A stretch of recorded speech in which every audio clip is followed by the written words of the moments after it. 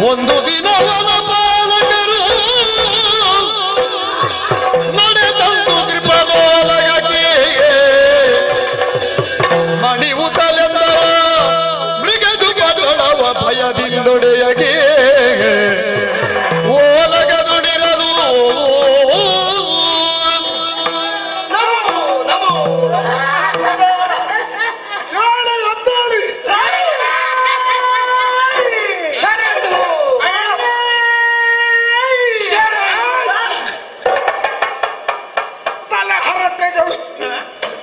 ಎಲ್ಲರೂ ಒಮ್ಮೆಗೆ ಬೊಬ್ಬೆ ಹಾಕಿದ್ರೆ ಇದು ಭಾಗ್ಯವಯ್ಯ. ಅದನ್ನು ಇದು ದೌರ್ಭಾಗ್ಯ ಅಂತ ಮಾಡಬೇಡಿ. ನೀವು ಯಾರು, ಎಲ್ಲಿಂದ ಬಂದಿದ್ದೀರಿ, ಏನು ನಿಮ್ಮ ಉದ್ದೇಶ, ಎಲ್ಲವನ್ನು ಒಪ್ಪನೆ ಹೇಳಿದ್ರೆ ಉತ್ತಮ. ಬೇಡ, ಪ್ರತಿಯೊಬ್ಬರ ಸಮಸ್ಯೆಯನ್ನು ಬೇರೆ ಬೇರೆ ಹೇಳಿ. ಮನೆ ಇಲ್ಲದವರಿಗೆ ಮನೆ, ಆರೋಗ್ಯ ಕೆಟ್ಟವರಿಗೆ ಆರೋಗ್ಯಕ್ಕೆ ಸಂಬಂಧಪಟ್ಟ ಹಾಗೆ ಔಷಧೋಪಚಾರಗಳು, ಆಮೇಲೆ ಕೈಕಾಲು ಇಲ್ಲದಿದ್ರೆ ಕೃತಕ ಕೈಕಾಲು ಜೋಡಣೆ, ಯಾರ್ಯಾರು ಕೊಡುದು ನಾನು ಹೇಳ್ತಾನೆ ಒದಗಿ ಸೋಮನ ಹೇಳಿಕೊಂಡು ಸಲಾಮು ತಾಮೆ ಕೇಕರ ಒಡೆಯ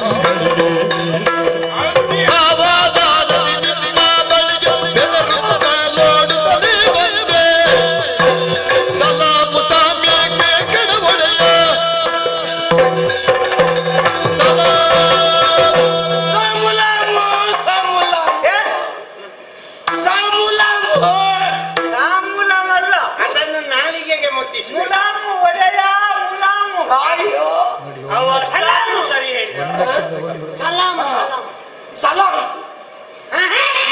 ಅವರಿಬ್ಬರಿಗೆ ಸಲಾಮಿನ ವಿಷಯ ಇಲ್ಲ. ಶಬ್ದ ಪ್ರಯೋಗ ಮಾಡಬೇಡಿ. ಏನದು ಸಲಾಮ್ ಬೇಡ, ಹೊಂದಿಸಿಕೊಂಡಿದ್ದೇನೆ. ನಮಸ್ಕರಿಸಿದ್ದೇನೆ. ಅದು ನನಗೆ ಭೂಷಣ. ಅದು ಅದು ಇಲ್ಲ ಇಲ್ಲ. ಆ ಸಲಾಮ್ ಎನ್ನುವುದನ್ನು ನಿಲ್ಲಿಸಬೇಕು. ನಿಮ್ಮ ಬಳಿಗೆ ಬರುವಾಗ ನಾವು ಯೋಚನೆ ಮಾಡಿಯೇ ಬಂದದ್ದು ಯಾವ ಶಬ್ದ ಉಪಯೋಗ ಮಾಡಬೇಕು. ನೀವು ಎಲ್ಲಿಂದ, ನೀವೆಲ್ಲ ಒಂದೇ ವರ್ಗದವರ? ಉದ್ಯೋಗ ಎಲ್ಲ ಒಂದೇ ವರ್ಗದವರು. ನನ್ನದ್ದು ವರ್ಗ ಬೇರೆ. ಅವನ ತಲೆ ನೋಡಿದ್ರೆ ನೋಡಿ, ಇವನು ಆದಿಮಾನವ. ನನ್ನದ್ದು ಅಲ್ಲಿದ್ದ ಊಟಕ್ಕೆ ಬಂದ್ರೆ ಓಹೋ, ಇರ್ಲಿ. ನೀವೆಲ್ಲ ಒಟ್ಟು ಸೇರಿದ್ದೀರಿ. ನಿಮ್ಮ ಸಂಘಟನೆ ಇದು ತಾತ್ಕಾಲಿಕವ ಶಾಶ್ವತವ? ಇದು ಪರಂಪರೆಯಿಂದ ಬಂದದ್ದು ಶಾಶ್ವತವಾಗಿ. ಹೌದಾ? ಹೌದು. ಅಜೀವ ಅದನ್ನು ಉಳಿಸಿಕೊಳ್ಳಿ. ನಿಮ್ಮಲ್ಲಿ ಅಭಿಪ್ರಾಯಗಳು ಭೇದ ಬಂದ? ನಮಗೆ ಬೋಧ ಇಲ್ಲ. ನಿನಗಿಲ್ಲ. ಅದು ನಿನಗೆ ಬೋಧ ಇಲ್ಲ ಅಂತ ಗೊತ್ತು. ಭೇದ ಅದಿಲ್ಲ ನಮಗೆ. ಭೇದ ಇದ್ದಾಗ ಯೋಚನೆ ಮಾಡಬೇಡಿ. ಇಲ್ಲಿ ಬನ್ನಿ. ಎಲ್ಲದಕ್ಕೂ ಪರಿಹಾರ ನನ್ನಲ್ಲಿದೆ. ಅದೇ ನೀವು ಏನು ವೃತ್ತಿ ಮಾಡುವವರು? ನಾವು ಅಲ್ಲಿ ಒಣಪಾಲಕರು. ನಾಡಿನ ಹತ್ತಿರ ಇರುವವರು, ಕಾಡನ್ನು ಕಾಯುವವರು. ಗಿರಿಜನ ಮಕ್ಕಳು. ನೀವು ನಾಡಿಗರಲ್ಲ, ಕಾಡಿನವರು. ಹೌದೌದು. ಏನ್ ನಿಮ್ಮ ಸಮಸ್ಯೆ? ಸಮಸ್ಯೆ ಬುದ್ಧಿ. ಈ ಹಿಂದೆ ನಿಮ್ಮ ಬಳಿಗೆ ಬಂದು ನಾವು ಆಶ್ರಯವನ್ನು ಬೇಡಿದವರು, ನಿಮ್ಮ ಬಗ್ಗೆ ನಾವು ಕೇಳಿ ತಿಳಿದೇ ಇಲ್ಲಿಗೆ ಬಂದವರು. ಬಡವರ ಕಲ್ಪವೃಕ್ಷ ನೀವು, ಬಡವರ ಪಾಲಿನ ಕಾಮಧೇನು ನೀವು. ಹಾಗಾಗಿ ಇಲ್ಲಿಗೆ ಬಂದವರಲ್ವೇ ನಾವು. ಎಲ್ಲವೂ ನಾನು ಆಗಬಲ್ಲೆ, ಹಾಗೆ ಆಗುತ್ತೇನೆ. ನೀವೆಲ್ಲರೂ ನನ್ನ ಹಿಂದೆ ಇರಬೇಕು. ಹಿಂದೆ ಅವರಿದ್ದಾರೆ. ಹಾಗಲ್ವೋ? ನನಗೆ ನೈತಿಕವಾದ ಬಲ ಕೊಟ್ರೆ ನೀವು, ನಿಮಗೆ ಏನು ಬೇಕು ಸಾಧಿಸ್ತೇನೆ ನಾನು. ನೀವು ಜೀವ ಇರುವವರೆಗೆ ನಿಮಗೆ ಬೆಂಬಲ ಕೊಡೋದಕ್ಕೆ ನಾವೆಲ್ಲ ಪಾಪಿ. ನಾನು ಹೋದ್ರೆ ಬಿಡುವುದೇ? ಮತ್ತೆ ಜೀವ ಹೋದ ಮೇಲೆ ಯಾರಿಗೆ ಬೆಂಬಲ? ಆ ವ್ಯವಸ್ಥೆಯನ್ನು ಉಳಿಸಿ. ನೀವು ಆವತ್ತು ನಮಗೆ ಹೇಳಿದ್ದೀರಲ್ವಾ, ನೀವು ಸೋಮವಾರದಾಗೆ ತಿರುಗಬಾರದು, ನೀವು ಇನ್ನು ದುಡ್ಡು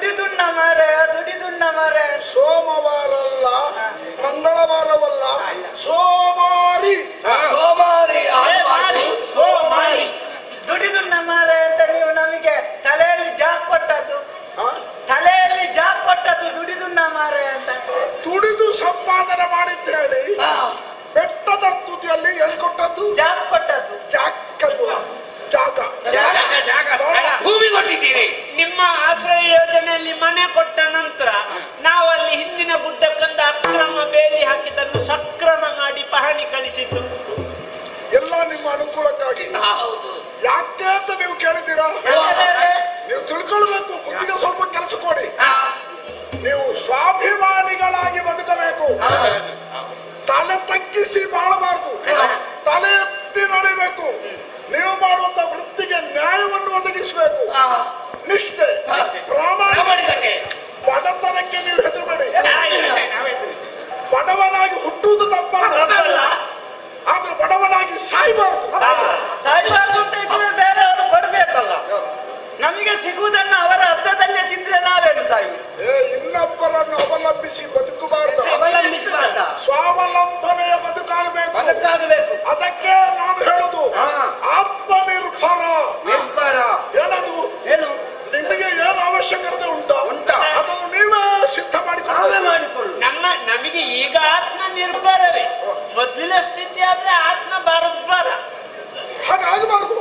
ಅದಕ್ಕೆ ಕೃಷಿ ಮಾಡಿದೆವು. ಕೃಷಿ ಅಲ್ವ, ಕೃಷಿ, ಅದೇ ಕೃಷಿ. ಬೇಸಾಯ. ಕೃಷಿತೋ ಜಾಸ್ತಿ ದುರ್ಭಿಕ್ಷಂ ಜಪತೋ ಜಾಸ್ತಿ ಪಾತಕಂ ಮೌನಂ ಕಾಲಂ ಜಾಸ್ತಿ.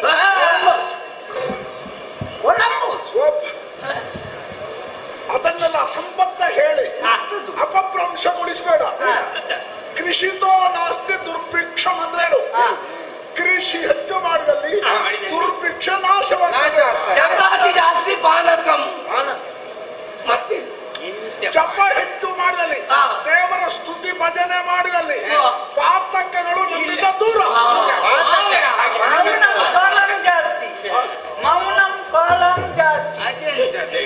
ಮೌನಂ ಕಲಹಂ ನಾಸ್ತಿ. ಮೌನವಾಗಿದ್ರೆ ಜಗಳ ಇಲ್ಲ ಅಂತ. ನಾವು ಅದಕ್ಕೆ ಕೃಷಿಯಲ್ಲಿ ಏನೆಲ್ಲ ಮಾಡುದಂತೆಲ್ಲ ಕುಳಿತು ಒಂದು ಸಮಾಲೋಚನೆ ಮಾಡಿ ನಾವು ಹಣ್ಣು ಹಂಪಲು ಮಾಡಿದ್ದೇವೆ. ಹಣ್ಣು ಹಂಪಲು ಫಲವಸ್ತು. ನಾವು ಕಿತ್ತಾಳೆ ಮಾಡಿದೆವು. ಕಿತ್ತಾಳೆ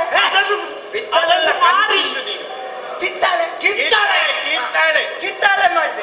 ಆಮೇಲೆ ಮೂಸುಂಬೆ.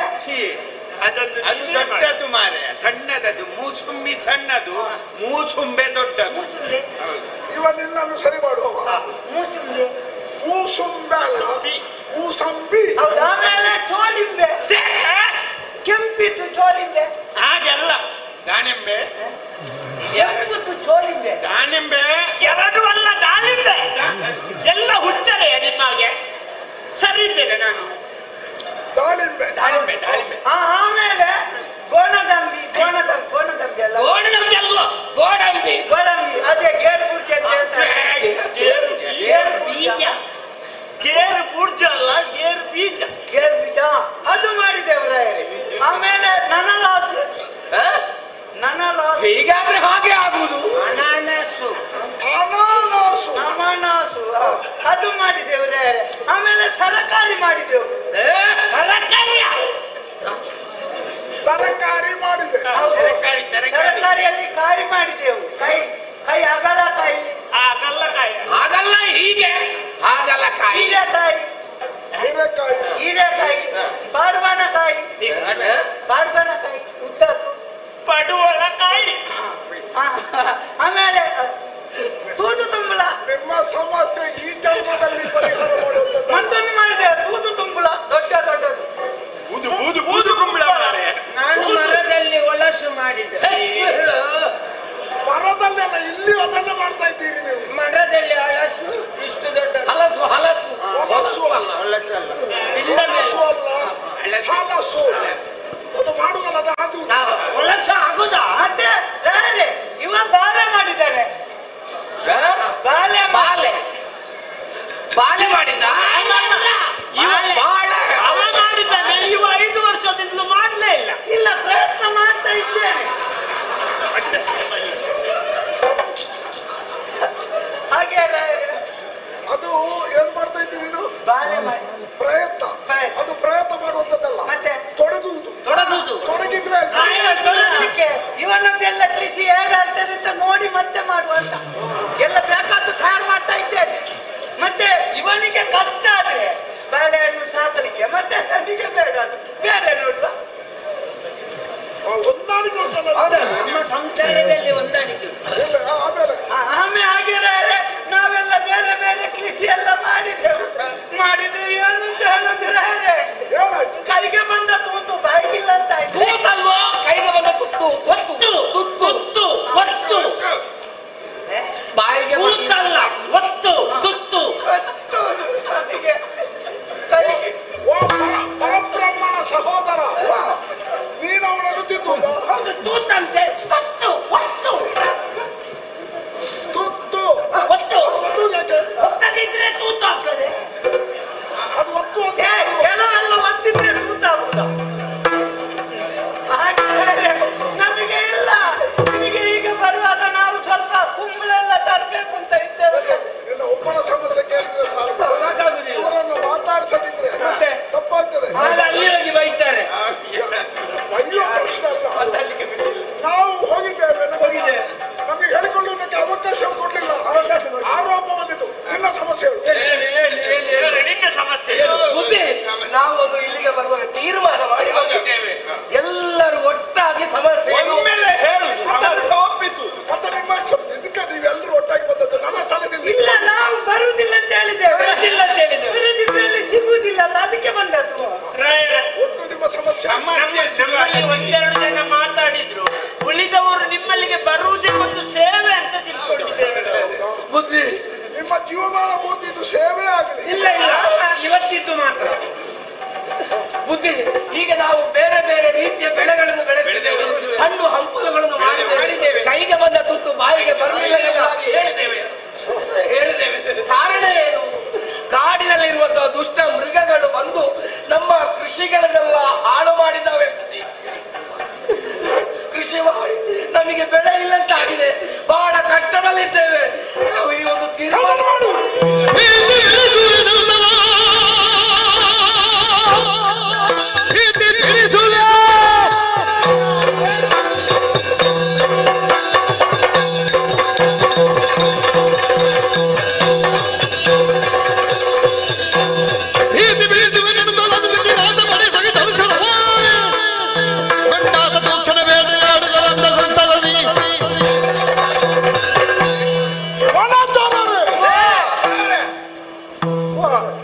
ಭಯಗೊಳ್ಳಬೇಡಿ, ಧೈರ್ಯಸ್ಥರಾಗಿರಿ.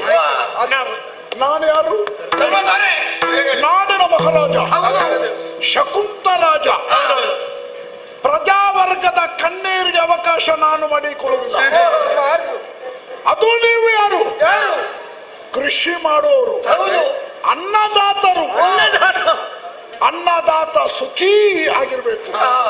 ಯಾವುದೇ ಕಾರಣಕ್ಕೂ ರೈತರ ಕಣ್ಣೀರು ಈ ಭೂಮಿಗೆ ಬೀಳಬಾರದು. ರೈತನೇ ದೇಶದ ಬೆನ್ನೆಲುಬು ಅಂತ ಹೇಳಿದವರು ನಮ್ಮ ಹೆಸರಿನಲ್ಲಿ ಅಧಿಕಾರಕ್ಕೆ ಮೊದಲಿನವರು ಬಂದದ್ದು ಬಿಟ್ರೆ ನಮಗೇನು ಪ್ರಯೋಜನ ಆಗ್ಲಿಲ್ಲ. ನಿಮಗೆ ಎಷ್ಟು ಮಾಡಿದ್ರು ಪ್ರಯೋಜನ ಅಂತ ನೀವು ಹೇಳುವುದಿಲ್ಲಪ್ಪ. ಸುಮ್ಮನೆ ನಿಮಗೆ ಭಂಡಾರನ್ನು ದೋಚಿಕೊಟ್ರು ಸಾಕು ಅಂತ ಹೇಳಲಿಲ್ಲ. ಕೊಟ್ಟದ್ರಲ್ಲಿ ತೃಪ್ತಿ ಪಟ್ಟುಕೊಳ್ಬೇಕು. ನಾನು ಆವಾಗಲೇ ಅದನ್ನೇ ಉಲ್ಲೇಖ ಮಾಡಿದ್ದು. ಒಬ್ರು ಕೊಡ್ತಾರಂತ ಹೇಳಿ ಕೈ ಚಾಚಬಾರ್ದು.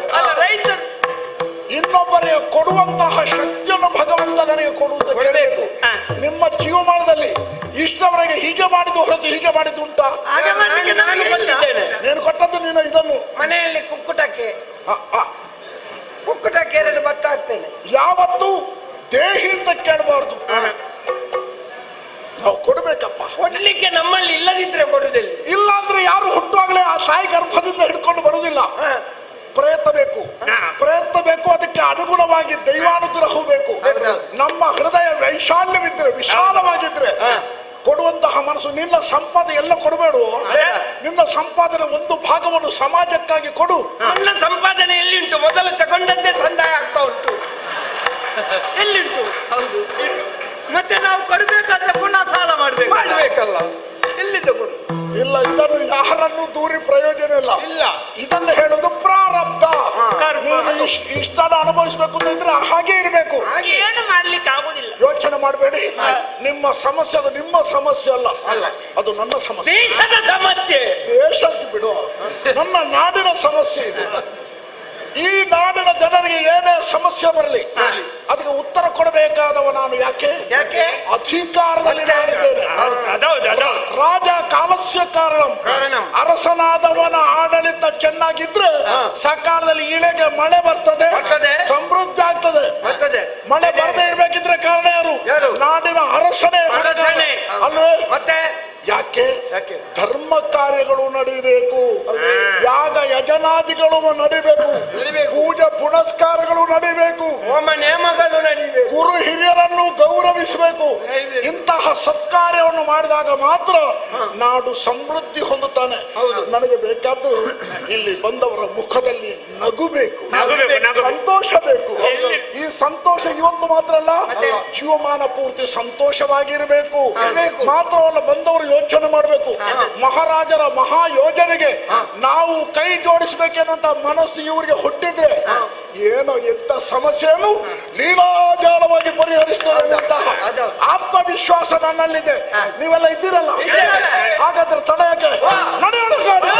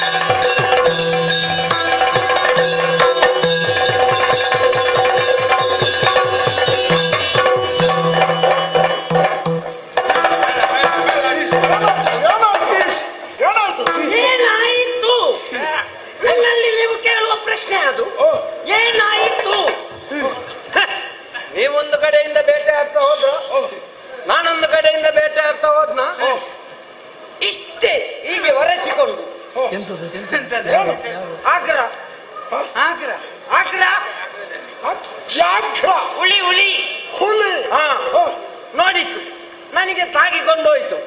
ನನಗೆ ಸಿಟ್ಟು ತಡಿಲಿಕ್ಕೆ ಆಗ್ಲಿಲ್ಲ.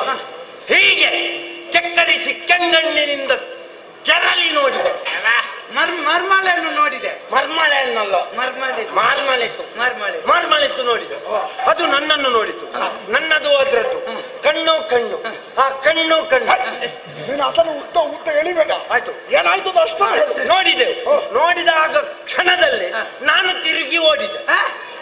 ನೀವು ಏನು ಹೇಳಿದ್ದೀರಿ? ಪ್ರಾಣಿಗಳನ್ನು ಯಾವಾಗಲೂ ಬಳಲಿಸಿಕೊಳ್ಳಬೇಕು ಎನ್ನುವಾಗ ಹೇಳಿದ್ದೀರಿ, ಹೌದಾ?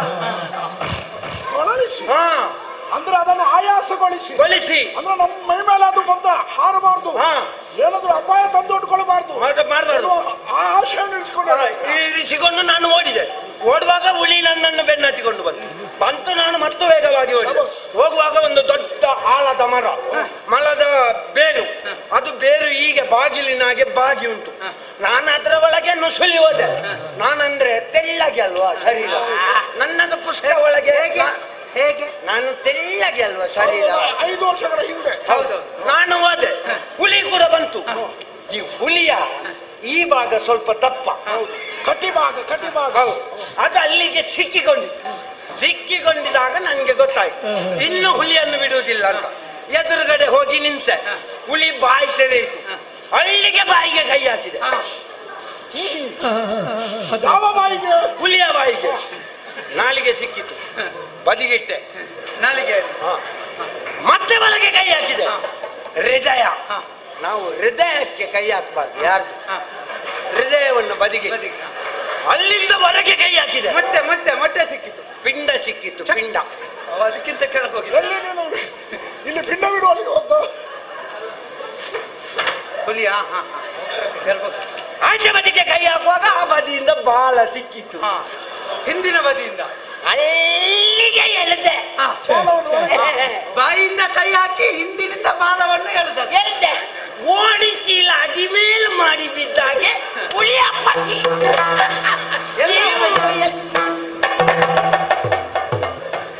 ನಿನ್ನ ಮಕ್ಕಳಿಗೆ ಅಜ್ಜಿ ಕತೆ ಹೇಳುವುದಾ? ನನ್ನನ್ನು ಏನಂತ ತಿಳ್ಕೊಂಡಿದ್ಯಾ? ಎಲ್ಲಿ ಬಾಯಿಗೆ ಕೈ ಹಾಕಿದ್ಯಾ? ಯಾವ ಹುಲಿ ಅದು? ನವರಾತ್ರಿದ್ದು? ಅದು ನನ್ನದು. ನವರಾತ್ರಿಯ ಹುಲಿಗೆ ಬಾಲ ಎಲ್ಲಿ ಉಂಟು? ಅವ ಹುಚ್ಚರಾಗೆ ಮಾತಾಡುವ, ಸರಿ ಇಲ್ಲ ಅವ. ಹಾಗೆ ಮಾತಾಡುದು ನೀನು? ಅವ ಹುಚ್ಚರಾಗೆ ನೀನದೇ. ಈಗ ನವರಾತ್ರಿಯ ಹುಲಿ ಆದ್ರೆ ನನ್ನದು ಅದಕ್ಕಿಂತ ದೊಡ್ಡ ಹುಲಿ ಇರ್ಲಿಲ್ವಾ? ಅವಾಗಿತ್ತು. ಮತ್ತೆ ಆಗ ನನ್ಗೆ ಗೊತ್ತಾಗುದಿಲ್ವಾ? ನೀವೇನು ಮಾಡಿದಿರಿ? ನಾವೇನು ಮಾಡಲಿಲ್ಲ. ಹೋಗುವಾಗ ಸಿಕ್ಕಿದ್ದಕ್ಕೆ ಬೊಬ್ಬೆ ಹಿಡಿದೋ ಹೋದೆ. ನೀವೆಲ್ಲ ತುಂಬಾ ಪ್ರಯತ್ನ ಪಟ್ಟಿದ್ದೀರ. ನಿಮ್ಮ ಸಮಸ್ಯೆಗೆ ಪರಿಹಾರ ಒದಗಿಸಿದ್ದೇನೆ ಅನ್ನುವಂತಹ ಆತ್ಮವಿಶ್ವಾಸ ನನಗಿದೆ. ಕಾಡು ಪ್ರಾಣಿ ಯಾವುದನ್ನು? ದುಷ್ಟ ಮೃಗಗಳನ್ನು, ರೈತಾಪಿ ವರ್ಗದವರಿಗೆ ಸಮಸ್ಯೆಯನ್ನು ಒಡ್ಡುವಂತಹ ಆ ಮೃಗಗಳನ್ನು ಮಾತ್ರ ನಿಯಂತ್ರಣಕ್ಕೋಸ್ಕರ, ಸಮೂಲ ನಾಶ ಅಲ್ಲ. ಯಾವುದು ಬಾಧೆ ಕೊಡ್ತದೋ, ಬಾಧಕವ ಯಾವುದಿದೆಯೋ ಅದರ ನಾಶ ನಮ್ಮಿಂದಾಗಿದೆ. ಒಂದು ನಿತ್ರಾಣಕ್ಕೆ ಬಂದ್ರೆ ಸಾಕದು. ಒಂದು ನಿತ್ರಾಣಕ್ಕೆ ಬಂದ್ರೆ ಸಾಕು. ಅದು ಬರುದಿಲ್ಲ, ನೀನು ಬಂದಿದ್ಯಲ್ಲ. ನಿತ್ರಾಣ ಅಲ್ಲೋ ನಿಯಂತ್ರಣ. ಅದು ಬಂದ್ರೆ ಸಾಕು. ಸಮತೋಲನವನ್ನು ನಾವು ಕಾಯ್ದುಕೊಳ್ಬೇಕು.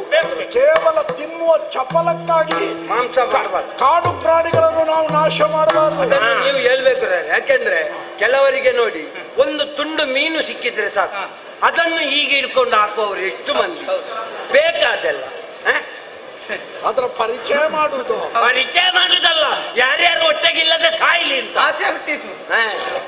ನೀವು ಹೇಗೆ ತಿಳ್ಕೊಳ್ತೀರೋ ಹಾಗೆ, ಅದೆಲ್ಲ ತಪ್ಪಲ್ಲ. ಪ್ರತಿಯೊಂದರ ಪರಿಚಯ ಇನ್ನು ಮುಂದಿನ ಜನಾಂಗಕ್ಕೆ ತಿಳಿಬೇಕಿದ್ರೆ ಕೇವಲ ಚಿತ್ರವೇ ಅಲ್ಲ, ಸಜೀವವಾಗಿ ಉಳಿಸಬೇಕು ನಾವು. ಸಮಾಧಾನ ಆಯ್ತಲ್ಲ? ಆಯಾ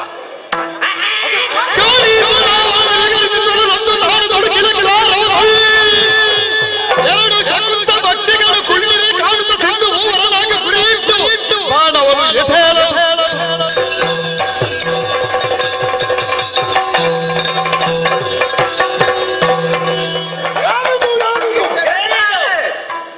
ಕಾಡಿನಲ್ಲಿರುವಂತಹ ಪ್ರಾಣಿ ಪಕ್ಷಿಗಳನ್ನೆಲ್ಲ ಹತೋಟಿಗೆ ತಂದಂತಹ ಈ ಸಂದರ್ಭದಲ್ಲಿ ಎಂತಹ ದುರಹಂಕಾರ ಪಕ್ಷಿಗಳಿಗೆ, ಉಭಯ ಕ್ರೌಂಚ ಪಕ್ಷಿಗಳು ಸ್ವಚ್ಛಂದವಾಗಿ ಅರಸನಾದಂತ ನನಗೆ ಸವಾಲೊಟ್ಟುವ ರೀತಿಯಲ್ಲಿ ಅದು ಹಾರ್ತಾ ಇದೆ. ನಿಮ್ಮ ಸೌಜನ್ಯವನ್ನು ಅದು ದೌರ್ಬಲ್ಯ ಅಂತ ಅದಕ್ಕೆ ಗೊತ್ತಾಗ್ತದೆ ದೌರ್ಬಲ್ಯ. ಶಕುಂತ ಪಕ್ಷಿಗಳು, ಉಭಯ ಶಕುಂತ ಪಕ್ಷಿಗಳು ಅಂದ್ರೆ ಇದು ನನಗೆ ಸವಾಲೊಡ್ಡಿತು. ಮಹಾರಾಜ, ನೀನು ನನ್ನ ಮುಂದೆ ಏನು ನೀನು ಗೊತ್ತ ಇದ್ದು ಆಗ್ತೋ, ನೀನು ಗೊತ್ತ ಇದ್ದು ನಿನ್ನಿಂದ ಎಂತದಾಗ್ತದೆ ನಿಮ್ಮಿಂದ ಅನ್ನುವ ಭಾವನೆ ಅದಕ್ಕೆ ಬಂದಿರಬೇಕು. ಮಹಾರಾಜನಾದಂತಹ ನಾನು, ನನಗೆ ಒಡ್ಡಿದಂತಹ ಸವಾಲನ್ನು ನಾನು ಸ್ವೀಕಾರ ಮಾಡ್ತಾರೆ ಹೇಗೆ ಬಲ್ಲಿರ? ಹಿಡಿದಂತಹ ಬಾಣ ಇದನ್ನು ಪ್ರಯೋಗ ಮಾಡಿ ಆ ಶಕುಂತ ಪಕ್ಷಿಯನ್ನು